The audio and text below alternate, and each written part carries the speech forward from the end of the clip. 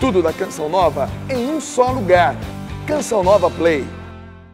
Senhor esteja convosco. Ele está no meio de nós. Proclamação do Evangelho de nosso Senhor Jesus Cristo segundo Mateus. Glória a vós, Senhor. Naquele tempo, disse Jesus à multidão: o reino dos céus é ainda como uma rede lançada ao mar e que apanha peixes de todo tipo. Quando está cheia, os pescadores puxam a rede para a praia, sentam-se e recolhem os peixes bons em cestos e jogam fora os que não prestam. Assim acontecerá no fim dos tempos. Os anjos virão para separar os homens maus dos que são justos e lançarão os maus na fornalha de fogo. E aí haverá choro e ranger de dentes. Compreendestes tudo isto? E eles responderam: sim. Então Jesus acrescentou: assim, pois, todo mestre da lei que se torna discípulo do reino dos céus é como um pai de família que tira do seu tesouro coisas novas e velhas. Quando Jesus terminou de contar essas parábolas, partiu dali. Palavra da salvação. Glória a vós, Senhor.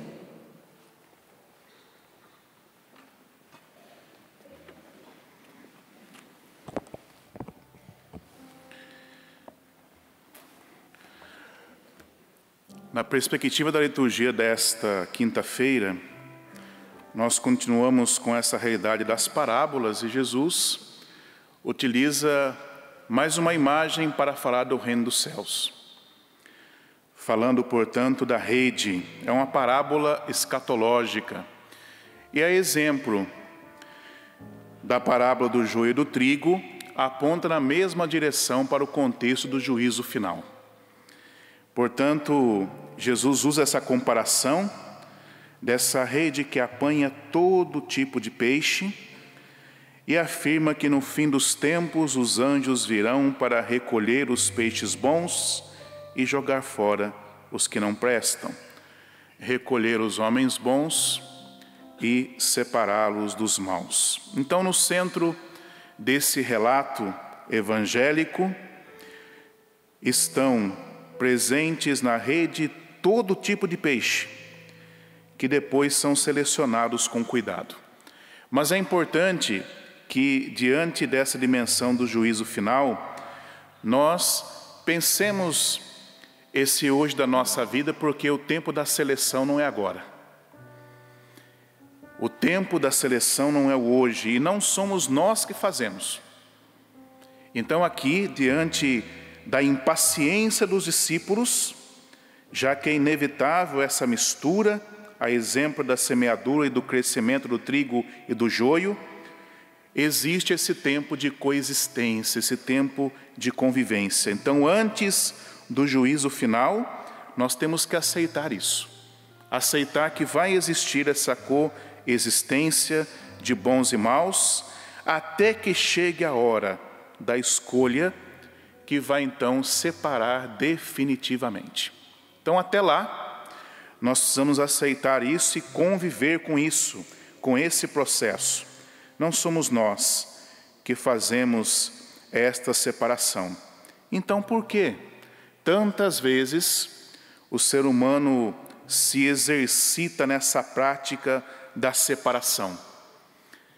Essa prática da divisão, da acepção de pessoas, já que não é essa a razão da existência da nossa vida. Cabe aqui uma reflexão sobre isso, porque Jesus, ele, na oração sacerdotal, ele rezou pela unidade, que eles sejam um, para que o mundo creia como nós somos um, ó Pai. Então, no reino de Deus, não tem lugar para uma rede seletiva, que às vezes optamos por vivenciar no agora, Primeiro, fora de lugar, e segundo, fora de competência, porque não nos cabe. Então, perdemos tempo com isso, separando, dividindo, às vezes até nos relacionando já com um espírito de separação. Então não sejamos impacientes, sejamos mais tolerantes, já que uma separação nós somos chamados a fazer no nosso coração. Não permitir que reine no nosso coração aquilo que não é de Deus, que não é do Senhor. Então amar como Jesus amou nos cabe. E não deve se tornar no nosso meio um slogan, né? Um chavão que nós usamos apenas teórico, que às vezes falta essa prática concreta. Portanto, é importante que nós entendamos isso, que essa separação, sim, escolher a melhor parte no nosso coração e guardá-la, deixar que essa melhor parte possa reinar no nosso coração. Só que esse trecho do Evangelho dá um passo também, ao falar do fim dos tempos, quando vai falar desse mestre da lei, que se converte discípulo do reino, que se torna discípulo do reino. E Jesus coloca algo interessantíssimo que expressa unidade. Jesus diz que ele é como um pai de família, que tira do seu tesouro coisas novas e velhas. Infelizmente, muitas vezes nós partimos de uma postura de extremos. E também a comunidade cristã muitas vezes viveu isso. Ou nós queremos tudo novo, queremos a novidade o tempo todo, ou então nós queremos só o antigo, queremos só o velho, porque queremos manter a tradição, manter o patrimônio. E aqui, Jesus faz essa dinâmica do novo e do velho, coisas novas e velhas. Então esse escriba, que se tornou discípulo do reino dos céus, ele possui e administra a riqueza antiga, acrescida das perfeições da nova que Jesus revela, já que Jesus não veio abolir a lei, mas levá-la à plenitude. Ou seja, é preciso sim o patrimônio da tradição, mas também a graça da renovação. Senão nós deixamos de ser discípulos do reino. Então aqui nós poderíamos falar sim desta complementariedade das riquezas, do novo e do velho. Porque é tirar para ofertar essa tolerância paciente, essa unidade que é sim potência de Deus. Então nas coisas novas nós refletimos no Evangelho essa revelação messiânica de Jesus, o seu ensinamento, e no Antigo, as promessas do Antigo Testamento. Mas aqui está a beleza de que não só coisas novas, nem só coisas velhas, mas as duas, em comunhão de unidade, em comunhão de amor, com a graça da renovação, para que nós tomemos esse cuidado, que o extremo, ele sempre é destrutivo. Por isso são essas duas riquezas juntas, o novo e o antigo, que permite tanto a vivência como o ensinamento sábio dos mistérios de Deus. Podemos nesse dia pensar nisso, como nós estamos complementando e potencializando as riquezas uns dos outros.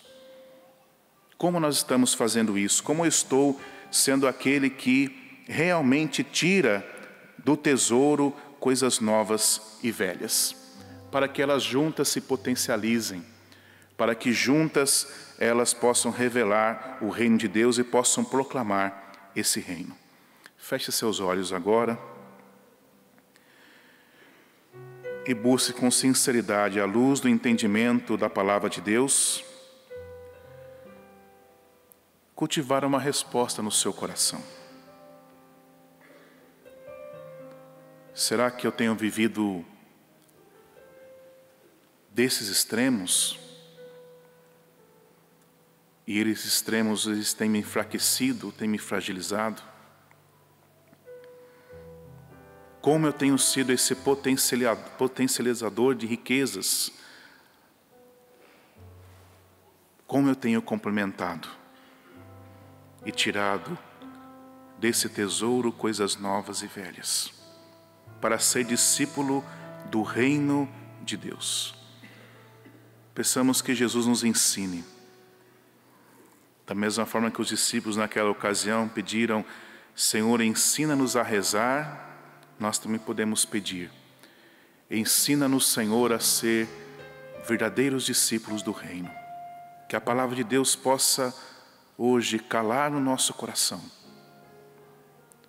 Essa palavra que fala ao nosso coração, que fala à nossa vida, que forma, que ensina. Que a nossa vida não seja estéril por causa dos extremos, mas que ela seja fecunda nessa capacidade de potencializar, de conjugar as duas coisas, o novo e o velho. A Nicodemos, Jesus disse: você é mestre em Israel e não sabe dessas coisas? É preciso nascer de novo, da água e do Espírito. Portanto, Senhor, pedimos que ajude-nos a colher os frutos desta Santa Eucaristia e a que a Palavra de Deus encontre em nós lugar para acontecer e para fazer novas todas as coisas. Louvado seja nosso Senhor Jesus Cristo. Tudo da Canção Nova em um só lugar. Canção Nova Play.